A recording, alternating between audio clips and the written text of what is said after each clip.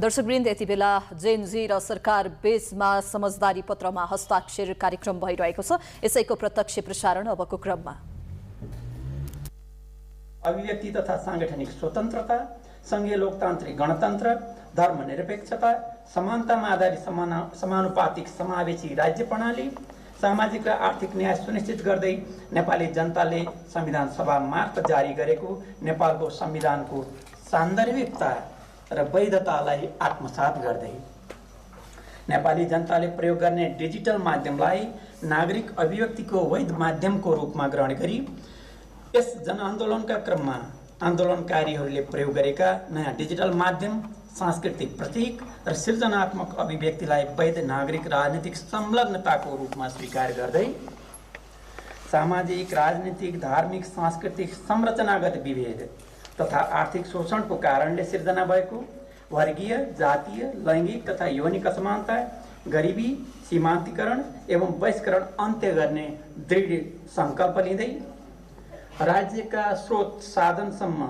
हरेक नेपालीको न्यायिक पहुँच र ती स्रोत साधनको समतामूलक वितरण, बाँडफाँट र दिगो प्रयोग गर्नुपर्ने आवश्यकतामा जोड दिँदै सुशासन, समावेशिता र जनसहभागिताका मान्यतामा आधारित संघीयता, स्थानीय स्वायत्तता र विकेन्द्रीकरणको सुदृढीकरणबाट शिक्षा, स्वास्थ्य, रोजगार, आवास, भूमि, भाषा, संस्कृति, लैङ्गिक तथा सामूहिक अधिकारहरूको कार्यान्वयन तथा उद्यमशीलता, नवप्रवर्तन, अन्वेषण राज्यका भावी नीति र कार्यक्रमका मुख्य प्राथमिकता बन्नुपर्ने आवश्यकतालाई जोड दिँदै जनआन्दोलन पश्चातको नवनिर्माणका हरेक क्रियाकलापहरूलाई सुशासनका मूल्य मान्यताबाट अनुप्राणित गरी भ्रष्टाचार मुक्त, पारदर्शी, जवाबदेही, चुस्त, मितव्ययी, समावेशी, प्रभावकारी र स्वार्थको द्वन्द्व रहित बनाउने प्रण गर्दै नेपाली जनताको सुशासनको तीव्र आकांक्षाबाट प्रेरित भई जेनजीको नेतृत्वमा भएको जनआन्दोलनबाट प्राप्त जनादेश एवं संविधानले अंगीकार गरेका मूल्य मान्यतालाई आत्मसात गर्दै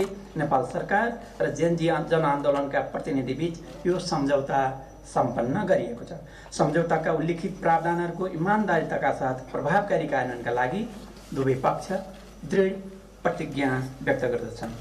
नम्बर 1, शहीद र घाइतेको त्याग तथा बलिदानलाई सम्मान, न्याय तथा अर्थपूर्ण स्मृतिकरण सहितको परिपूरण। 1.1 विक्रम सम्वत 2082 साल भाद्र 23 र 24 गते जेनजीको नेतृत्वमा भएको जनआन्दोलनको क्रममा तत्कालीन सरकारबाट भएको दमन र व्यापक हिंसाका घटनामा शहादत प्राप्त गर्नुभएका व्यक्तिलाई शहीद घोषणा गर्ने लगायत शहीद परिवारको माग र भावनाको यथाशीघ्र सम्बोधन गर्ने व्यवस्था गरिनेछ। 1.2 शहीद परिवार तथा घाइतेको तत्कालीन र दीर्घकालीन आवश्यकताको यथोचित सम्बोधन गर्न सम्बन्धित शहीद परिवार र घाइतेसँगको परामर्श तथा समन्वयमा तत्काल एक उच्च स्तरीय कार्यदल गठन गरी अन्तरिम राहत, क्षतिपूर्ति, निःशुल्क स्वास्थ्य उपचार तथा मनोसामाजिक परामर्श, निःशुल्क शिक्षा, रोजगारी, सामाजिक सुरक्षा एवं अर्थपूर्ण स्मृतिकरण मेमोरियलाइजेसन समेतको परिपूरणीय व्यवस्था सुनिश्चित गरिनेछ। 1.3 जेनजी आन्दोलनका शहीद परिवार तथा घाइतेको सामूहिक माग अनुरूप मुलुकमा सदाचार तथा सुशासन प्रवर्धन गर्न, भ्रष्टाचार निवारण तथा दण्डहीनता अन्त्य गर्न छुट्टै स्थायी प्रकृतिको आयोग गठन गरिनेछ। 2 भाद्र 23 र 24 का घटनाको अनुसन्धान, अभियोजन र पुनरावृत्ति हुन नदिन आवश्यक संस्थागत सुधार। 2.1 नेपाल सरकारले गठन गरेको भाद्र 23 र 24 को घटना सम्बन्धी जाँच आयोगलाई देहाय बमोजिमको कार्यादेश थप गरिनेछ। क यस जनआन्दोलनको क्रममा भएको अत्यधिक बल प्रयोगको परिणामस्वरूप गैर न्यायिक हत्या लगायतका मानवाधिकार उल्लङ्घन सम्बन्धी आरोपहरूको बिना विवेक छानबिन गरी सत्य तथ्य खोज गरी फौजदारी जवाबदेहिता वहन गर्न सिफारिस गर्ने। ख जाँचबुझ, सत्य निरूपण तथा मेलमिलापको मान्यतालाई ध्यानमा राखी उपयुक्त प्रक्रिया अपनाई जनआन्दोलनको प्रकृति तथा भाद्र 23 र 24 को विशिष्ट परिस्थितिजन्य अवस्थालाई दृष्टिगत गरी जनआन्दोलनको क्रममा भएका घटना र अन्य व्यक्ति वा समूहले आपराधिक मनसायका साथ सुनियोजित तथा सङ्गठित तरिकाले गरेका हिंसात्मक कार्यहरूको विभेदलाई पूर्वाग्रह रहित रूपमा छुट्याई छानबिन गरी प्रतिवेदन पेश गर्ने। ग कसैलाई आन्दोलनमा सहभागी भएकै कारण अनुसन्धान वा अभियोजनको दायरामा पारिएको छ भनी आन्दोलनकारी स्वयं वा निजको तर्फबाट अन्य कसैले अनलाइन, लिखित वा हटलाइन मार्फत उजुरी दिएमा सो सम्बन्धमा सम्बन्धित निकायबाट विवरण झिकाई सो विवरणको आधारमा यो सम्झौता भएको मितिले 15 दिनभित्र स्क्रिनिङ तथा छानबिन गर्ने। घ स्क्रिनिङ तथा छानबिनबाट सम्बन्धित व्यक्ति ज्यान मार्ने कसुर वा सुनियोजित सङ्गठित रूपमा कुनै आपराधिक गिरोहद्वारा भएका हुन सक्ने गम्भीर अपराधमा संलग्न रहेको नदेखिएमा पछि जाँचबुझ आएको प्रतिवेदन बमोजिम हुने गरी सो व्यक्तिलाई तत्काल हिरासत थुनामुक्त गर्न र निज विरुद्ध दायर भएका मुद्दा फिर्ता लिन नेपाल सरकारलाई सिफारिस गर्ने। 2.2 नेपाल सरकारका सम्बन्धित निकायले माथि उल्लेखित सिफारिस बमोजिमको कारबाही यथाशीघ्र अगाडि बढाउनेछन्। 2.3 यस जनआन्दोलनसँग सम्बन्धित राजनीतिक विरोधको गतिविधिमा सहभागी भएकै कारण कसै उप फौजदारी मुद्दाको अनुसन्धान वा अभियोजन गरिने छैन। 2.4 यस जनआन्दोलन सहित नेपालका विभिन्न आन्दोलनका क्रममा सुरक्षा निकायबाट भएका अन्यायपूर्ण तथा गैर कानुनी बल प्रयोग सम्बन्धी घटनाको आवश्यक जाँचबुझ गरी भविष्यमा त्यस्ता घटनाको पुनरावृत्ति हुनबाट रोक्नका लागि नेपालको प्रचलित कानुन, सुरक्षा निकायका कमी कमजोरी, सुरक्षाकर्मीलाई सामाजिक मानसिक सुरक्षाको अभाव लगायत अन्य कारणहरू पहिचान गरी सम्बन्धित कानुन तथा सुरक्षा निकायमा आवश्यक संस्थागत सुधारका उपायको अध्ययन तथा सिफारिस गर्न छुट्टै संयन्त्र गठन गर्ने र सो संयन्त्रले पेश गर्ने प्रतिवेदन सार्वजनिक गरी प्रतिवेदनमा उल्लिखित सिफारिसहरू तत्काल कार्यान्वयन गरिनेछ। 3 राजनीतिक तथा नीतिगत भ्रष्टाचार, सार्वजनिक संस्थाहरूको दलीयकरण र दलीय भागभण्डका आधारमा नियुक्ति गरिने प्रचलनको अन्त्य। 3.1 राजनीतिक, नीतिगत तथा संस्थागत भ्रष्टाचार, सार्वजनिक संस्थाहरूको दलीयकरण र दलीय भागभण्डका आधारमा गरिने नियुक्तिको अन्त्य लगायतका देहायका विषयमा निष्पक्ष छानबिन गरी सिफारिस गर्न एक उच्च स्तरीय आयोग गठन गरिनेछ।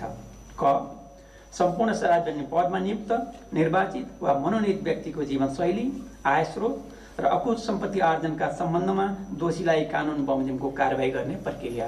ख सार्वजनिक संस्थाहरूको दलीयकरण र भागभण्डका आधारमा गरिने नियुक्तिको अभ्यास अन्त्य गर्न सम्बन्धित नीति र कानुनमा गर्नुपर्ने सुधार तथा मौजूदा कानुनको प्रभावकारी कार्यान्वयनको विषय।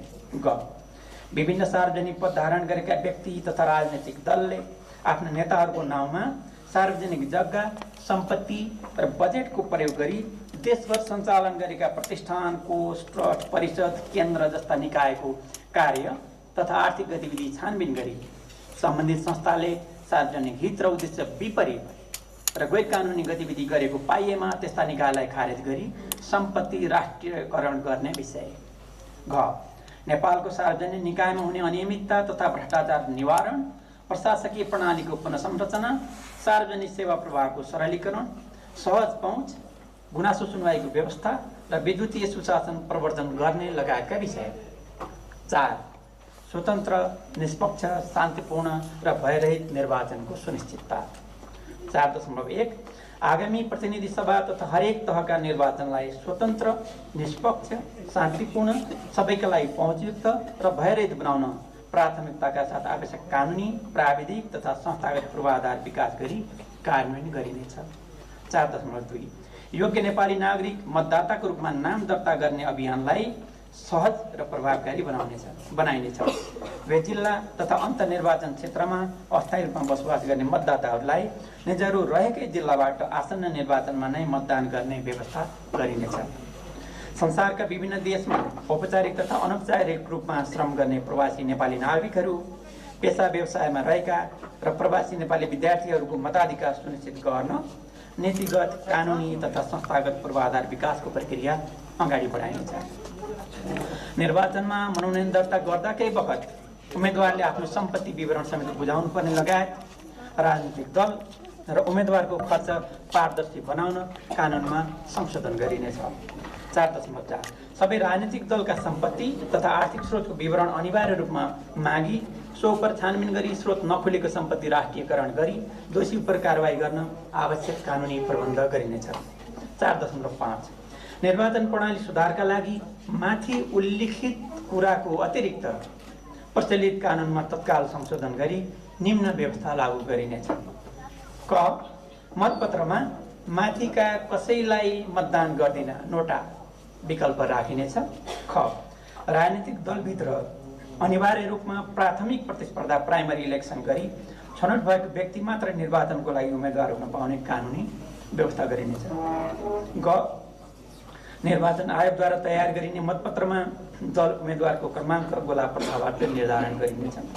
ग राजनीतिक दलमा अध्यक्ष वा सभापति अधिकतम 2 कार्यकालका लागि मात्रै हुन सक्ने प्रबन्ध गरिनेछ।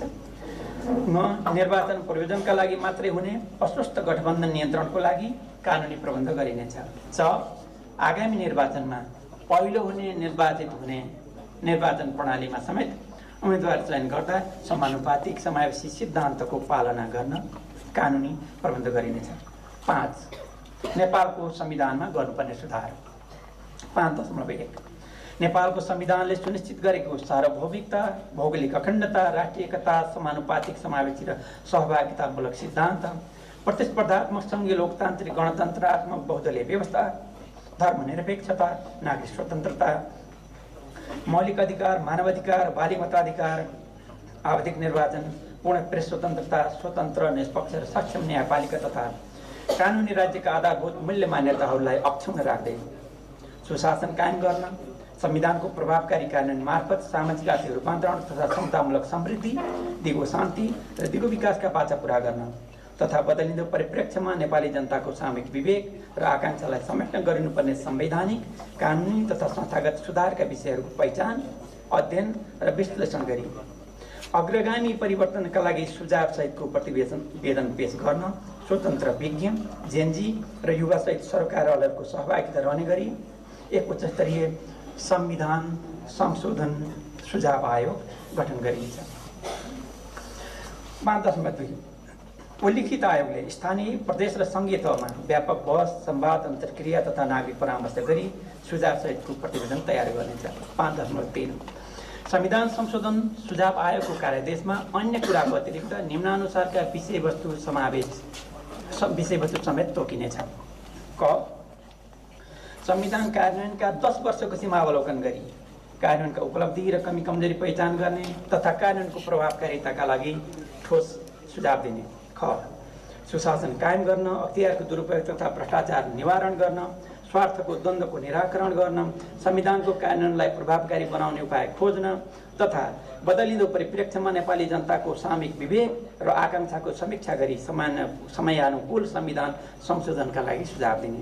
ग माथि प्रकरण 1.3 बमोजिमको आयोगलाई संवैधानिक हैसियत प्रदान गर्ने सम्बन्धमा सुझाव दिने। यो 1.3 मा हामीले गरेको विषय के थियो त भन्दाखेरि जेनजी आन्दोलनका शहीद परिवार तथा घाइतेको सामूहिक माग अनुरूप मुलुकमा सदाचार सुशासन प्रवर्धन गर्न, भ्रष्टाचार निवारण तथा दण्डित अन्त्य गर्न छुट्टै स्थायी प्रकृतिको आयोग गठन गरिनेछ भन्ने विषयलाई हामीले फेरि यहाँ त्यो आयोगलाई संवैधानिक हैसियत दिने भन्ने विषय यहाँनिर चाहिँ जोडिन आएको छ। घ सङ्घीय संसद एवं प्रदेश सभाको संरचनाको सम्बन्धमा स्थानीय, प्रदेश र केन्द्र स्तरमा बहस एवं अन्तर्क्रिया मार्फत सुझाव सङ्कलन गरी देखाएका विषयमा सिफारिस सहितको प्रतिवेदन पेश गर्ने। क 1 जनसङ्ख्याको आधारमा पूर्ण समानुपातिक तथा समावेशी प्रतिनिधित्व सुनिश्चित गर्न निर्वाचन प्रणालीमा आवश्यक सुधार।